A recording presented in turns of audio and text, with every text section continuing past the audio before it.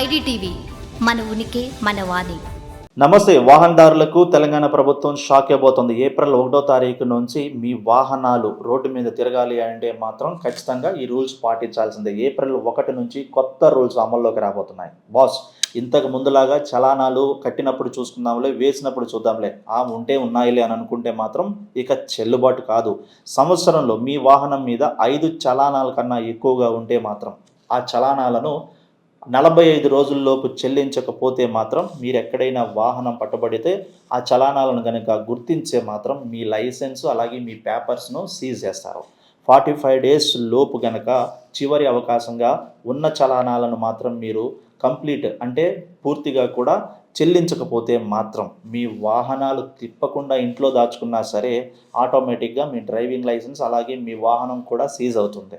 ఒక్కసారి driving licence రద్దయిన తర్వాత మళ్ళీ అనౌన్స్మెంట్కి తావే ఉండదంటూ కూడా కఠినమైనటువంటి రూల్స్ తీసుకురాబోతోంది ప్రభుత్వం.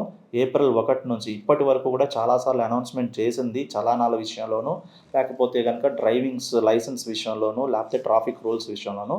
ఇక మీద ఉపేక్షించేది లేదు. ఏప్రిల్ 1 నుంచి మాత్రం ముఖ్యంగా ఈ చలానాలు ఏంటి అంటే రాంగ్ డ్రైవింగా లేకపోతే ఏ చలానాలైనా సరే కనుక రిపీట్ ముఖ్యంగా ఈ చలానాల విషయంలో మాత్రం చాలా కఠినంగా నిర్ణయాలు తీసుకోబోతోంది.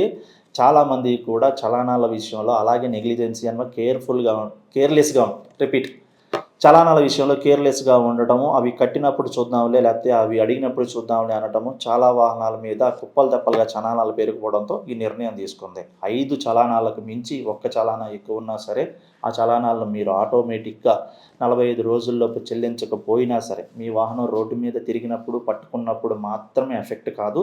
తిప్పకుండా వాహనాలను ఇంట్లో పార్క్ చేసుకోనో లేకపోతే హ్యాపీగా ఎవరికి కనిపించకుండా పెట్టినా సరే మీ నెంబర్, మీ లైసెన్స్, మీ బండి 3 కూడా కంప్లీట్గా సీజ్ చేయబడతాయి. లైసెన్స్ అయితే పూర్తిగా రద్దవబోతోంది.